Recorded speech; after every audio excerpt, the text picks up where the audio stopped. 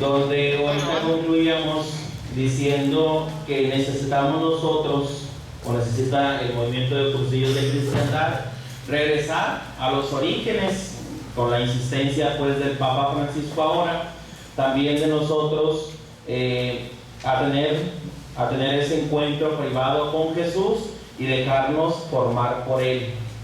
Para eso, para que sucedan estas dos cosas, vamos ahora nosotros a continuar con esta parte de la meditación, donde la liturgia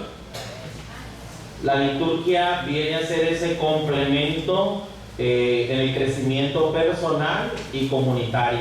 Entonces, para poder nosotros estar realmente con Jesús y para también tener ese crecimiento personal y comunitario, pues existe en la liturgia de la iglesia, pero debemos pues, o vamos a encontrar el auténtico sentido con el que nosotros tenemos que vivirlo.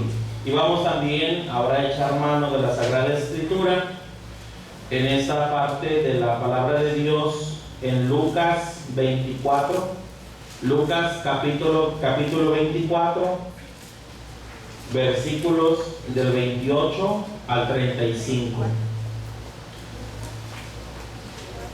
Lucas 24, versículos del 28 al 35. Y esta meditación, o esta parte, segunda parte de la meditación, se titula Quédate con nosotros, forastero, la tarde está cayendo. Y las Sagradas Escrituras en Lucas 24, 28, 35 nos hablan de ese pasaje de la Escritura de los discípulos de Emaús, quizás muy conocido por cada uno de nosotros. Se acercaron a la aldea a donde iban, y él hizo como que iba más lejos. Y ellos le insistieron diciendo: Quédate con nosotros, porque está atardeciendo y el día ya declinado. Y entró a quedarse con ellos. Y sucedió que al sentarse a la mesa con ellos, tomó pan y lo bendijo, y partiéndolo les dio. Entonces les fueron abiertos los ojos y le reconocieron, pero él desapareció de la presencia de ellos.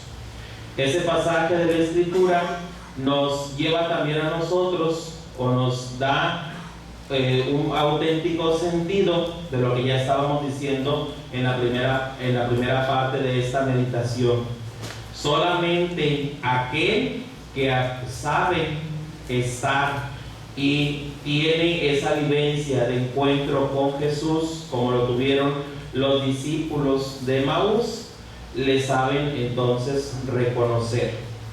Y es ahí donde nosotros tenemos que abrir muy bien los ojos, porque pudiéramos cuestionarnos también nosotros de qué manera estamos viviendo ese discipulado o ese seguimiento de Jesús.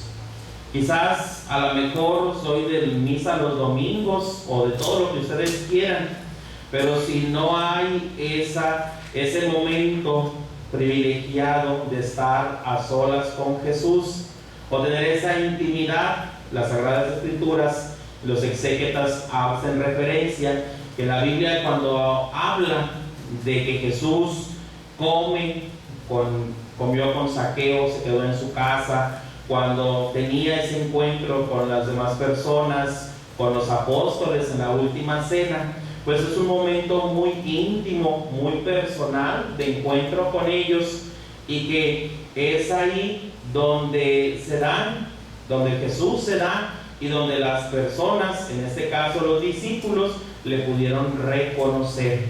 Por lo tanto, el pasaje de la Escritura hace referencia que mientras iban de camino, se les emparejó aquel hombre y empezó a platicar de la nada con ellos. Y platicaron como platican con la comadre cuando se la encuentran ahí en el centro, ¿verdad? Echaron el mitote, les dijeron que todo lo que había pasado y nada, ¿verdad? O desilusión, que lo que ellos esperaban, pues no había ocurrido. Sí, pero es hasta que tienen ese momento más de encuentro, más personal, hasta que lo descubren.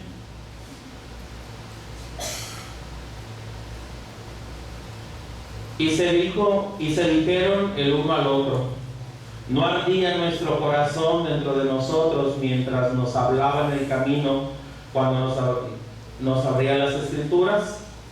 Y levantándose en esa misma hora, regresaron a Jerusalén y hallaron reunidos a los 11 y a los que estaban con ellos, que decían: es verdad que el Señor ha resucitado y se ha aparecido a Simón. Y ellos contaban sus experiencias en el camino y cómo le habían reconocido en el partir del pan. Es ahora la experiencia de ese encuentro íntimo con Jesús lo que ellos van y comparten. Por eso dicen luego que nadie da lo que no tiene. Y si nosotros no tenemos un auténtico encuentro con Cristo, vamos a ir nosotros a compartir a la reunión de grupo y a la estrella puras mentiras. Y vamos a ir a compartir lo que le pasó a la fulanita y al sutanito y de todos menos nuestro, porque no hay un auténtico encuentro con Cristo. Por eso necesitamos nosotros regresar a ese verdadero encuentro, a ese estar a solas con Jesús, como lo estuvieron esos discípulos de Maús, para poderle descubrir dónde es Jesús, al final de cuentas, el que se les revela. Es Él el que se empareja en el camino con ellos. Y eso, si vemos en las Sagradas Escrituras, vamos a ir viendo desde el pueblo de Israel cómo Él es el que tiene esa iniciativa de revelarse. Él toma la iniciativa, por lo que nosotros, o el pueblo de Israel, respondió con ese asentimiento en la fe como una respuesta a esa exigencia de parte de Dios, que es también lo que ahora nos toca a nosotros. Decíamos en la primera parte de la meditación, siendo nosotros positivos como los discípulos que tenían fe, es decir, le creían a Jesús.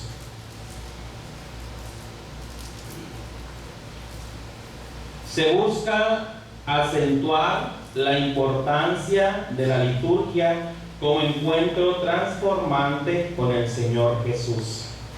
Porque puede ser que ahora, al escuchar liturgia, decir: pues yo ya la hice, ¿verdad? Porque yo estoy en el equipo de liturgia y todos los domingos hacemos servicio de altar.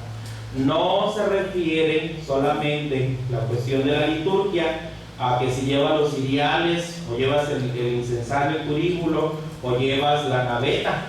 No se refiere a eso, sino que la liturgia en la iglesia es todo un conjunto de situaciones y de momentos que se viven para poder tener ese encuentro privilegiado con Jesús, que nos llevan a nosotros a tener también una auténtica transformación. Se requieren algunas condiciones para que sea una verdadera liturgia, festiva en el sentido de la culminación de la vida y un origen de una renovada misión que se vive con gozo. Por lo tanto, en todo eso implica en la liturgia conocer, orar, celebrar y sobre todo vivir. ¿Sí? Que pudiéramos decir que en síntesis, ¿verdad?, lo tendríamos nosotros en una Eucaristía bien celebrada por el sacerdote, pero también bien celebrada también y participativa del pueblo o de los fieles. ¿Por qué? Porque hay que conocer, hay que orar, celebrarlo, pero sobre todo vivirlo, que es la misión que se encomienda al terminar la Eucaristía. Vayamos con alegría a vivir lo que aquí hemos celebrado. Llevamos o recibimos una misión que tenemos que ir pues a celebrar, o al celebrarla, ir a vivirla en nuestra propia vida y con las demás personas. Por eso la liturgia, que conlleva todo eso, el conocer, el orar, el celebrar y el vivirlo, pues habla de dos cosas muy importantes, que es, ¿verdad?, esa manera festiva en el sentido de la culminación de la vida, y un origen de una renovada misión que se vive con gozo, ¿sí? Entonces todo eso conlleva que nosotros tengamos un verbo, que la liturgia nos lleve a nosotros dentro de la iglesia a tener un auténtico encuentro con Cristo. Lo dicho anteriormente enlaza claramente con el propósito de la reunión de grupo y la amistad en Cristo que debe producirse en ella. Ahora, ya en el contexto del movimiento de cursillos de cristiandad, nosotros tenemos, ¿verdad?, lo que es la reunión de grupo y también, ¿verdad?, pues la ultrella. Aquí como que se ha perdido, ¿verdad?, ese sentido de que en la reunión de grupo también lo que se exige, por la manera que decía la primera parte de la meditación, el acompañamiento, ¿sí? A lo mejor pensamos que es alguien que nos tiene, ¿verdad?, que sentar y poner a decirnos, no, sino que es parte de ese acompañamiento, que es cuando nosotros participamos también de la reunión de grupo. Me siento acompañado por el otro, por la otra, me siento escuchado, ¿sí? Y que se ha perdido, y a veces se ha tomado como que ya algo, ¿verdad?, como que una distracción de que te sales de la casa, aprovechas y vas y te tomas el café, y si bien te va, ¿verdad?, pues revisas algo. O como no hiciste nada, ¿verdad?, y en las carreras y esto, pero como no voy a decir nada, qué vergüenza, pues inventas algo, ¿sí? Entonces fíjense bien cómo lo anterior nos tiene que llevar con el ejemplo de los discípulos de Emaús y ese encuentro que tienen con Cristo, dejarse encontrar por Él, dejarse formar por Él, decíamos anteriormente, nos va a llevar a nosotros a una amistad en Cristo que debe producirse, ¿verdad?, en esa reunión de grupo. Por eso dice ahí, los amigos son eternos si los une el mismo Dios, ¿sí? Entonces, basados o partiendo de eso tan elemental como ha de ser Dios, ¿verdad? Dice la palabra de Dios, quien ha encontrado un amigo, ¿qué ha encontrado? Un tesoro.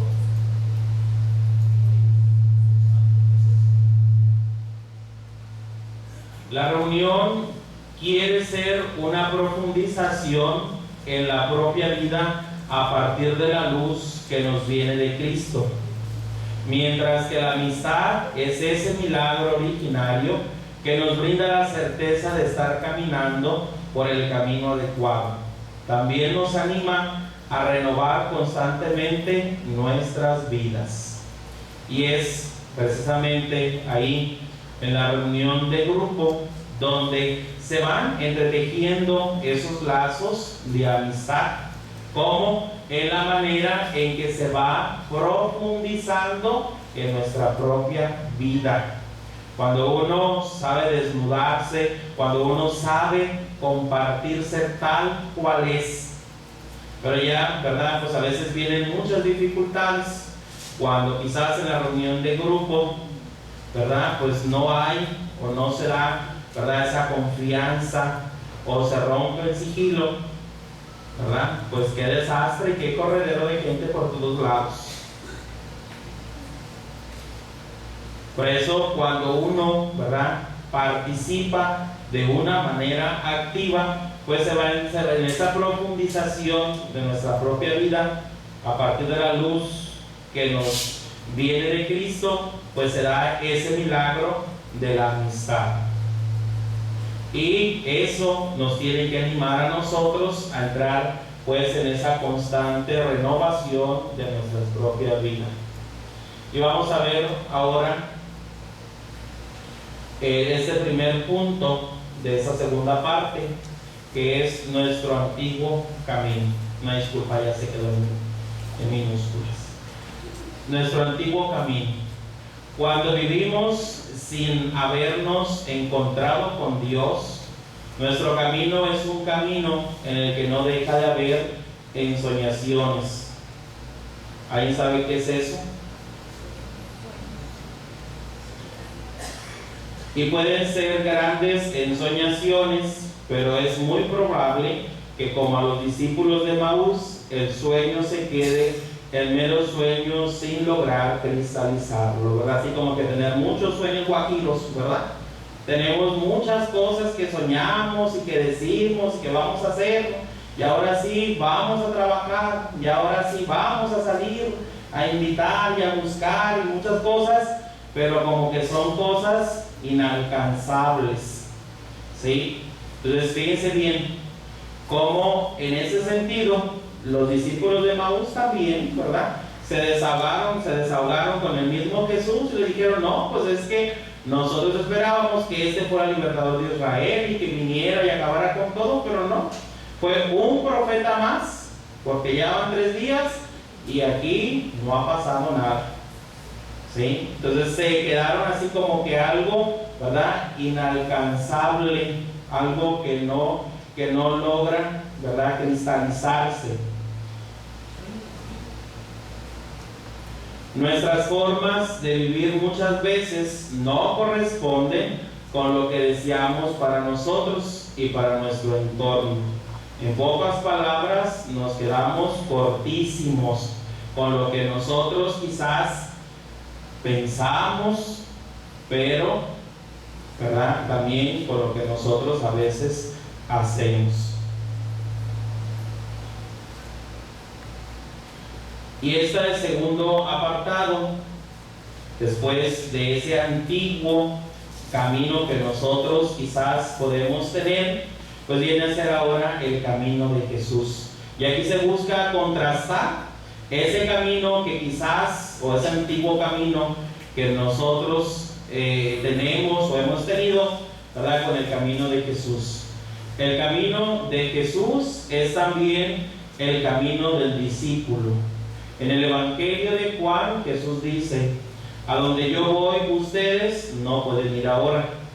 Pero Jesús advierte que ellos, los que han confiado en Él y que han llegado a ser sus amigos, irán más tarde. Entonces fíjense bien cómo ahora eso nos muestra que en el seguimiento de Jesús, el discípulo va atrás del maestro.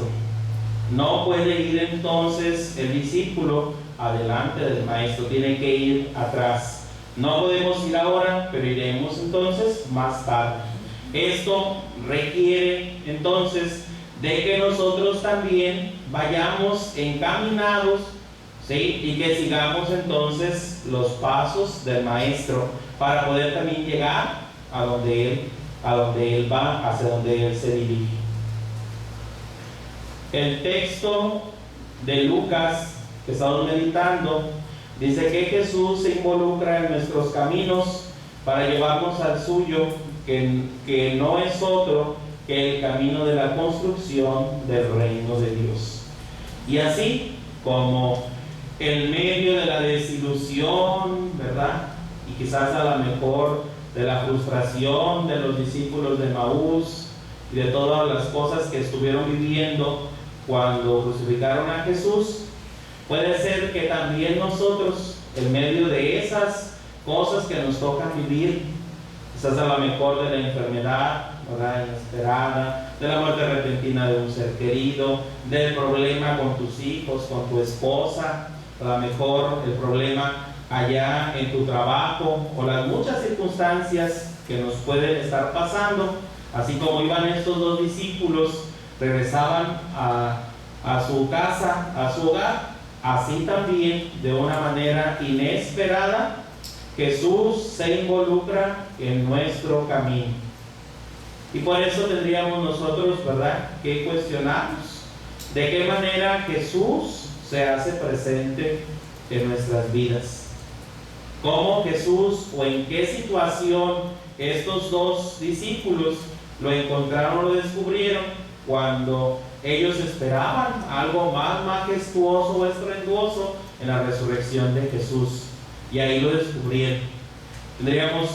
Sería muy conveniente ahora cuestionarnos y pensar, ¿verdad?, de qué manera también Dios se ha emparejado en nuestro camino. o en medio de qué circunstancia Dios se ha emparejado con nosotros y quizás ha estado hablando con nosotros y no le hemos alcanzado a reconocer. Quizás después de todo lo que pasamos podemos darnos cuenta, es que en medio de ese problema el Señor estaba ahí, el Señor me estaba hablando. Y lo que quiere Jesús es involucrarse en nuestro camino para llevarnos al suyo, que no es otra, dice, que el camino de la construcción del reino de Dios. Por eso dice Romanos 8:28, que todas las cosas ocurren para bien de los que aman a Dios. Y tenemos nosotros pues que descubrirle así, de esa manera, porque no todo va a ser dulzura y comprensión, no nada más en los momentos de felicidad, de alegría. Va a ser cuando Dios nos habla, Dios también habla, Dios se nos empareja en el camino, en medio de la dificultad, de la desesperanza, de la tristeza, como estaban en ese momento los discípulos de Maús. Él entra en nuestras circunstancias personales y con su palabra comienza a ofrecernos una perspectiva nueva de las cosas, la perspectiva de Dios. Y así también, ¿verdad? Así como esa imagen para recorrer ese camino que forma, o la carretera, esa carretera que forma el nombre de Jesús, pues así también en nuestra propia vida Dios nos conduce por ese camino, y no solamente es un camino recto, es un camino donde hay también subidas y bajadas, pero la clave está en permanecer en Jesús.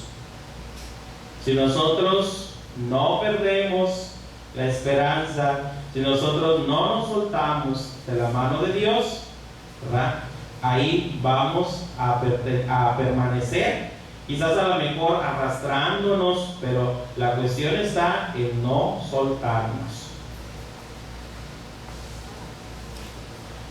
Y este tercer punto, después del camino, del antiguo camino que nosotros quizás hemos vivido, al camino nuevo que Jesús nos ofrece, pues llega la dialéctica de la caridad.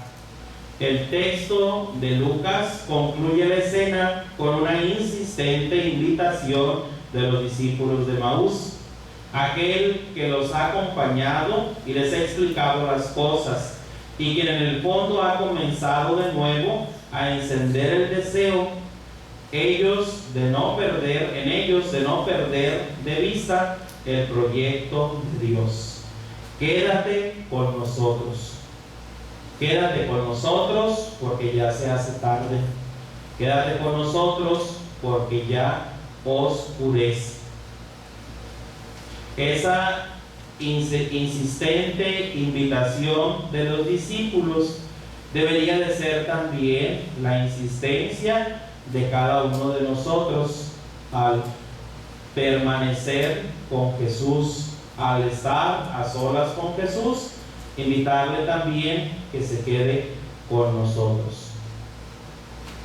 La caridad que el discípulo ha aprendido de Jesús y que ahora vive en sus ambientes es una caridad que crece en la medida en que se descubre a Cristo presente y totalmente entregado en el momento de la propia ofrenda. Y ahí hay muchos momentos y circunstancias donde nosotros tenemos también que aprender a descubrir. Los discípulos de Maús, ¿cuándo reconocieron que era Jesús? Cuando partió el pan. La manera de cómo partió el pan, ahí descubrieron, ¿verdad?, que era Jesús el que estaba con ellos. Por eso ahí también, en medio de los ambientes que nos toca vivir, tenemos nosotros también que descubrir a Jesús presente y totalmente entregado. Y es a veces un poquito lo que más nos cuesta trabajo. Y es que la fulanita de tal, ¿verdad?, la que no se calla y me tiene harta, ¿verdad?, me acatarra, ¿verdad? Y no descubres en esa hermana la presencia de Dios. ¿verdad? Y es que lo fulano, ¿verdad? Y esto que es muy negativo y el otro, y sacamos muchos pretextos y vamos nosotros como queriendo incluso a veces hasta justificar el por qué no le hablo o el por qué me cae gordo. Nunca me he hecho nada, ¿verdad? Pero tiene algo que no sé qué, que me cae mal, ¿sí? Y entonces estamos nosotros anteponiéndonos al proyecto de Dios. Estamos nosotros entonces haciendo a un lado a Dios, que dice que nosotros tenemos que descubrirlo presente y totalmente entregado. Solo así se puede entender y vivir el verdadero sentido de la liturgia, es decir, todo lo que conlleva conocer, orar y también vivir, celebrar y vivir.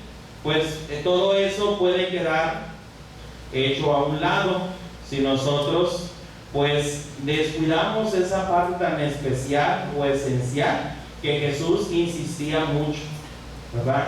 Los pobres, en los huérfanos, en las viudas, es decir, en el más necesitado. Y lo recibo a Jesús en muchos momentos de la Escritura. Si saludas al que te saluda, ¿qué de extraordinario tiene? Todos hacen lo mismo.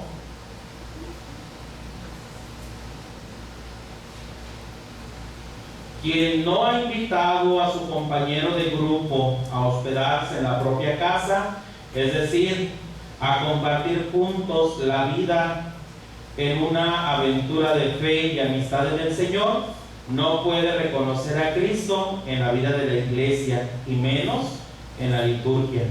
En pocas palabras, la liturgia no le aprovecha en nada. ¿Sí? Y entonces allá dice nuestro obispo que a veces nosotros nos convertimos en tragahostias. Todos los domingos hacemos fila para comulgar.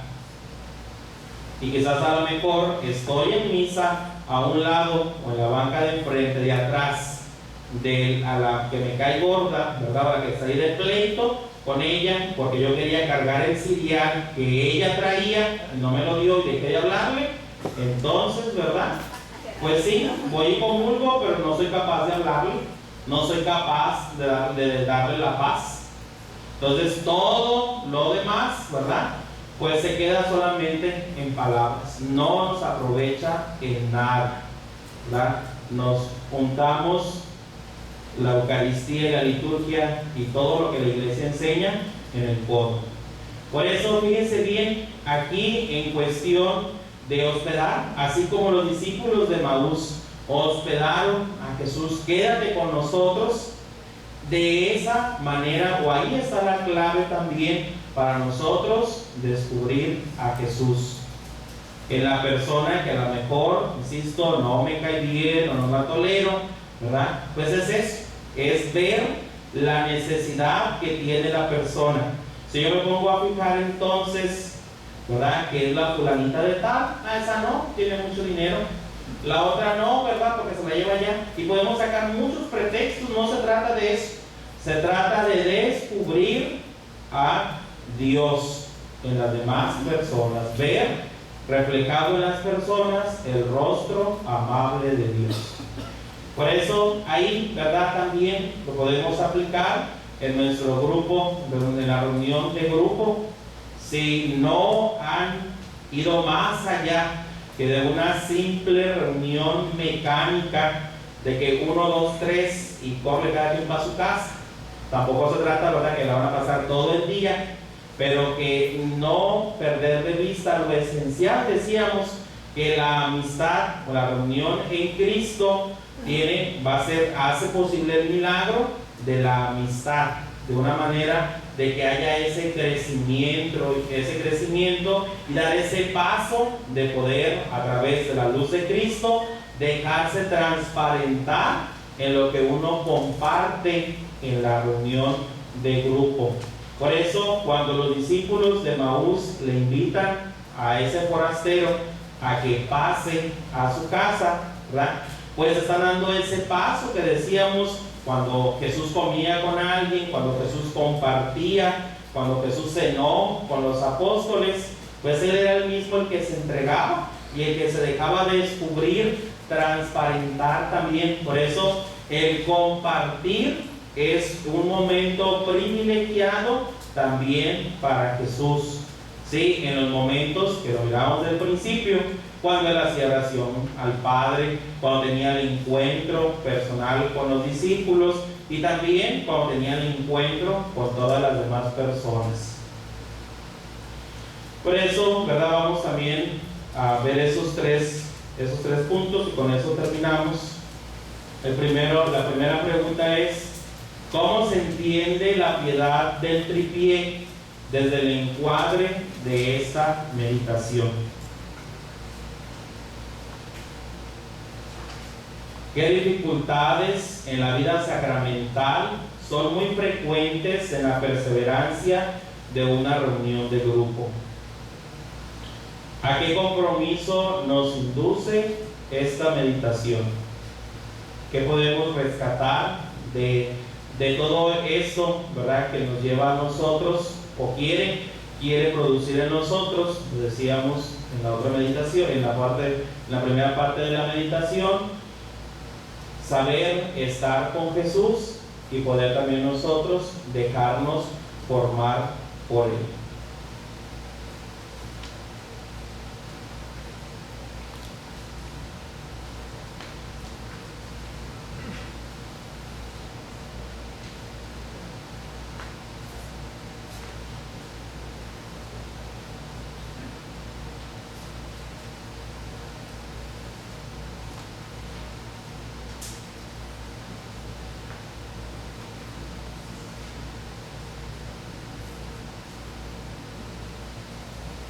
Vamos a tomar 10 minutitos aquí, sentados y sentadas, para reflexionar sobre las primeras preguntas que hizo el Padre en la primera parte, y en esta segunda serie de 3 preguntas, para que en el interior de cada uno de nosotros podamos tener, si es que tenemos las respuestas, y profundizar en cada una de ellas. 10 minutos aquí sin movernos, sin salir, por favor.